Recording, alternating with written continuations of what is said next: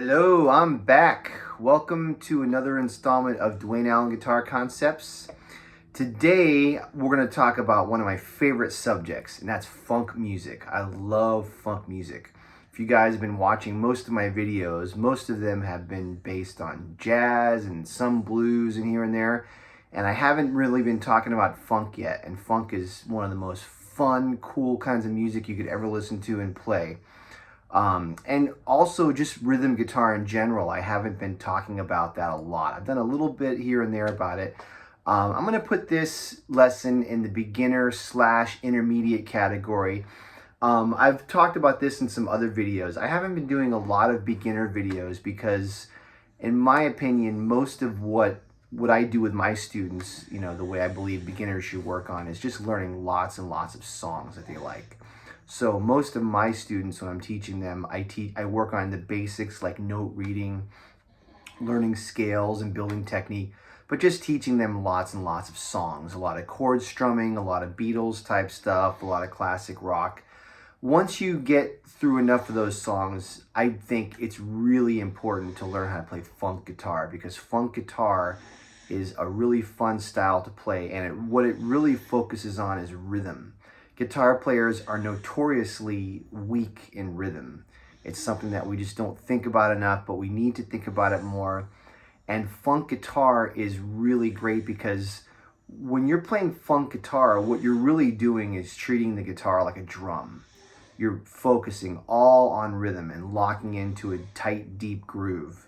And this is something that you should work on early in your development, because if you get a good funk rhythm with guitar, then it helps you with other things and other styles of music. So first of all, who should you listen to for funk music? Well, there's endless amounts of groups. I'll just give you a few to start with. Okay, the king, the godfather of funk, the creator of funk, of course, is James Brown. Listen to any James Brown record from the late 60s into the 70s, and you'll hear some amazing funk guitar. Like albums like the Payback and, you know, all these great albums, Sex Machine, all those albums have some killer guitar parts. Sly and the Family Stone is amazing. Parliament Funkadelic, The Meters, Earth, Wind and Fire, Kool and the Gang, and there's on and on and on. There's so many great funk bands. So let's talk about some techniques that you have to learn, like with your hands, to play funk. Okay, so I like to start off with doing like what I call the funk chord, which is kind of like a dominant ninth. So this is an E flat 9 chord. So put your second finger on the 6th fret of the 5th string, first finger on the 5th fret of the 4th string, and take your third finger and bar the 6th fret of the G, B, and E strings, so that you have this sound. Okay, this is like kind of an upper structure of a regular dominant 7th chord. Okay. So if you learn the funk chord and you practice some of the techniques that I give you, it'll get you started. And then I'm going to actually show you some famous riffs. I'm not going to give you a whole bunch of them because there's a million videos on YouTube on funk guitar riffs. What I want to do is introduce you to the technique of it, okay? So this is an E flat 9 chord, and whenever you hear somebody play funk on this kind of a chord, they're going to do something that sounds kind of like this.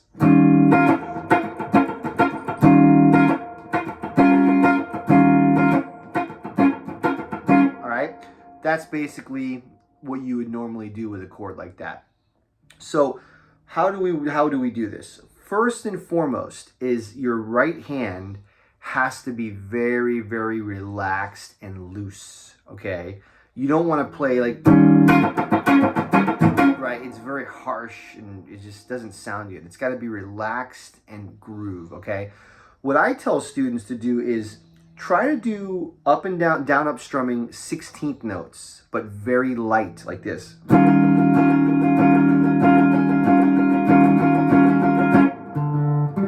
Sorry, I thought I was out of tune there for a second.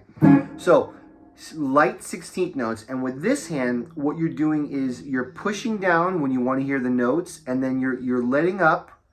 If you listen, see, I'm not taking my fingers off, but I'm just stopping from pushing. So I'm going, right? And what that does is it creates that percussive drum sound that you always hear in funk guitar, right? Now, this is something you're going to have to practice. There's no set patterns or anything like that. The ultimate thing is I'll show you a couple riffs and you have to play to records. The way I learned how to play funk guitar is I would just put on a James Brown record. The 20 Greatest Hits is a good one. And I would just learn every song on that record and just play to it and just play endlessly to the record and try to lock into the groove, because funk is all about a groove. And you can work on your groove by playing with the metronome and all that, but it's not as good as playing with a record. Play with a record. Play with the greatest funk musicians of all time, okay? Now, so you're doing this with the 16ths, very, very loose, and you're pushing down, and you're just doing variations on the rhythm. You're kind of, and you just have to experiment and feel it. So you're going to do something like this.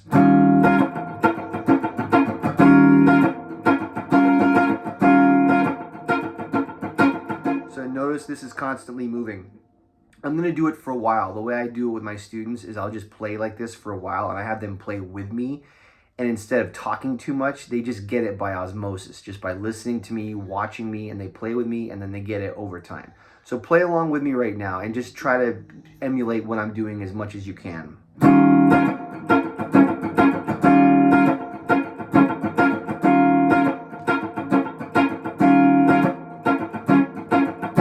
That kind of a thing, okay? So that's a good start to work on the dominant ninth chord with a funk rhythm, okay?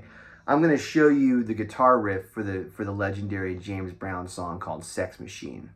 Now, James Brown's music, when he does funk, a lot of it is what you would call a vamp, okay? So it's one chord that goes on forever, and then eventually they switch the chord up in the bridge. That's why when you always hear James Brown say, "Take it to the bridge," right? He takes it to another chord. So funk music was the first time really where you would have a vamp like that. Some blueses have vamps, but you know, most pop songs before that had chord progressions.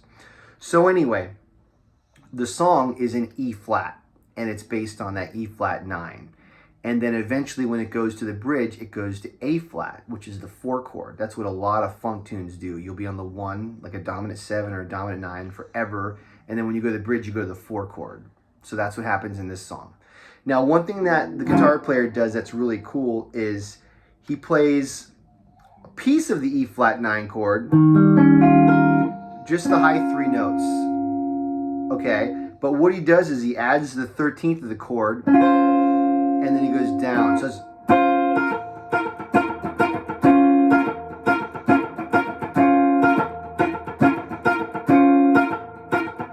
so it almost looks like a B flat 9 chord, but it's an E flat 13. So, but he's not playing, he's not going, he's just playing the high 3 notes.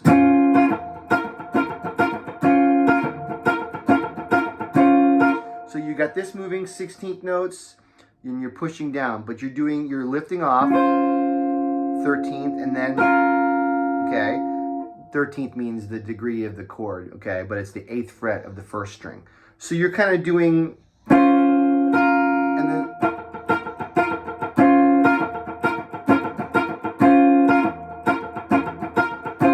it does that forever. And the bass is doing something. And because the bass is doing that, you don't need to play it. He's doing, and you're going.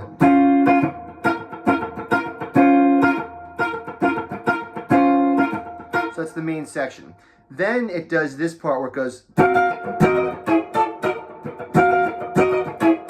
That's where you go to the bridge, right? So then you're going to go to A flat 9, same chord as the E flat, but on the 11th fret. And he doesn't play the root, but he plays the rest of the chord, 10, 11, 11, 11, okay? And then he adds in that 13th, and he goes like this. So he goes, then he goes G flat 9, G9, A flat. So it's kind of like this, okay? The guitar player is really thinking like a horn section, like horn sounds. Ba-da, ba-da, like that's how a horn section would play on a funk tune. So he's kind of thinking like a horn section.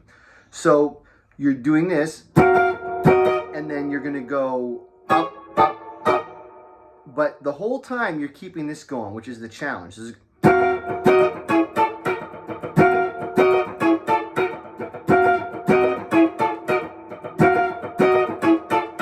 play along with me if you can keep up.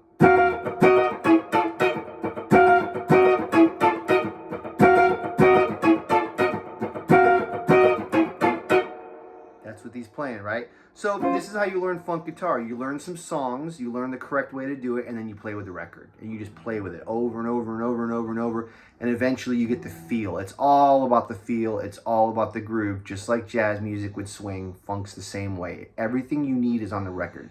You don't need to learn Joe Blow's YouTube lesson 45 and here's my riff. No, don't learn that crap. Learn it from the records, the actual records, and play with the masters, the greats of all time. That's what you got to do, okay? I'm not going to play along with the recording because I might get shut down. YouTube does that a lot. But check out James Brown's Sex Machine. That's the guitar part. Okay, now there's another tune that I love that's called the Payback. It's in B-flat minor. Killer song. There's a bunch of lead-in parts before this guitar part, but this is the main guitar part. Okay, the song is in B-flat minor. Okay, and what the guitar player is doing is he's playing a little piece of that chord. He's actually playing a minor 13. So you're borrowing your first finger flat on the 6th fret, third finger is on the 2nd string on the 8th fret, okay?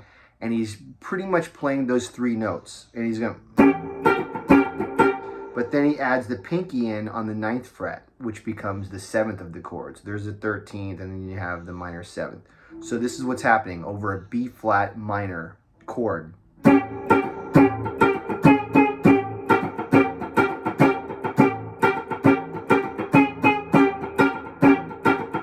This is moving the whole time, but very, very relaxed and light. This hand does the pushing and stopping, where the percussive sound, right? So you're gonna go.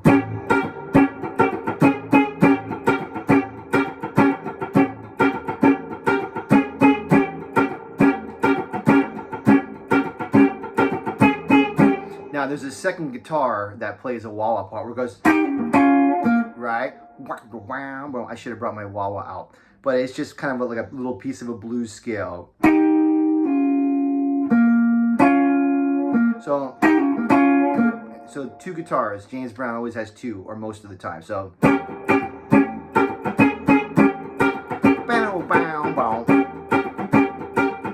you can almost do both parts at once if you're crafty enough. So you can kind of like go.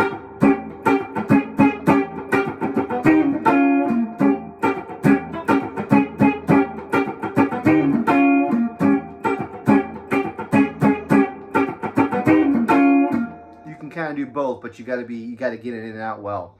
So those are a couple famous guitar riffs from some James Brown songs. You should learn those and play with the records. Now, also funk guitar has a lot of really great single line riffs, okay, that are really great. And what their challenge is that they're very, very syncopated and off the groove.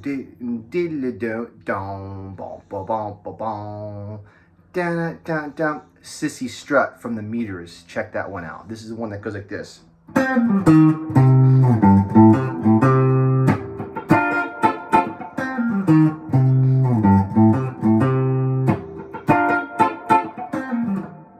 Got the idea. Great, great band. Funky, funky band. New Orleans funk. So they have a whole other thing going on with the funk.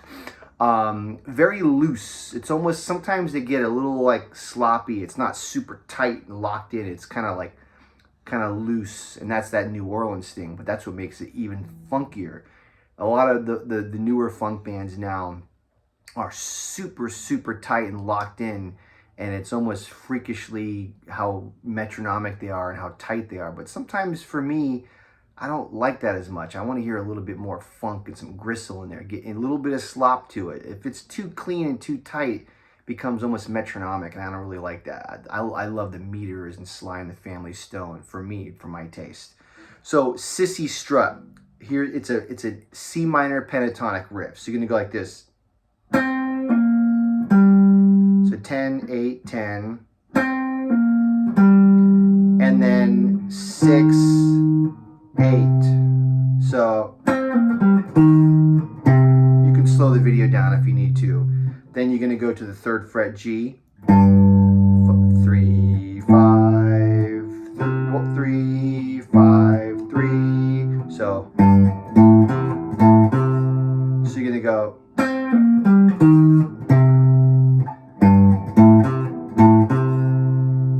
Okay. Then after that, you got a couple little chord hits. This is a little B flat triad. First finger barred on the 6th fret E and B string. Second finger on the 7th fret G string. And then it goes to a little F triad. Bar your first finger on the 5th fret, second finger on the 6th fret of the 2nd string. So down, up, down, down. Okay. So these little triads, I have a whole video on movable triads. You should check it out because a lot of funk and R&B and soul music is all based on little triads that move around. You should know all those. So the whole riff slowly is.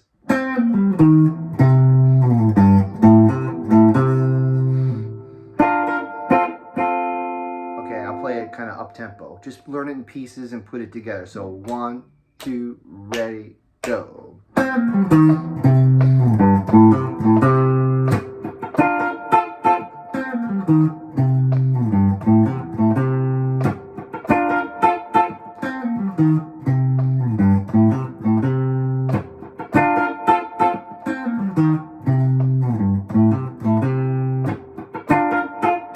So if you can hear it, ba da ba da bum ba boo da boo dum da da da da ba ba doo doo doo bum boo bum boo bum. Very syncopated, a lot of offbeats, right? Just like jazz is.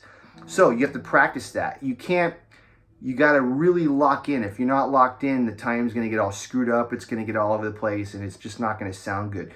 Practicing things like this will help you improve your rhythm, help you be more intentional with your rhythm, lock into great bands. It's going to give you a better time feel. Then you have this second riff where it goes.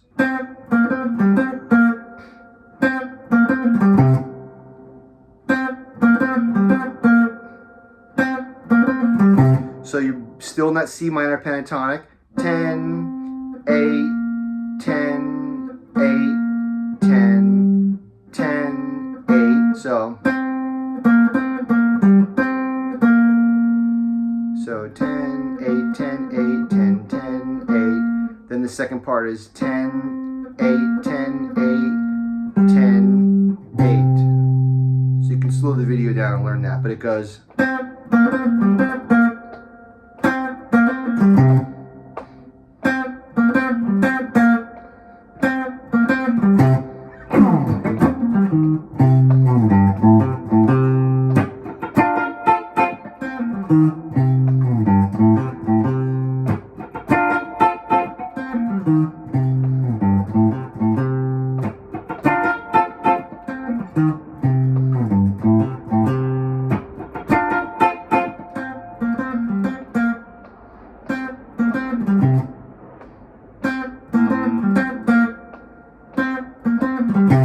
Got the idea? Great tune.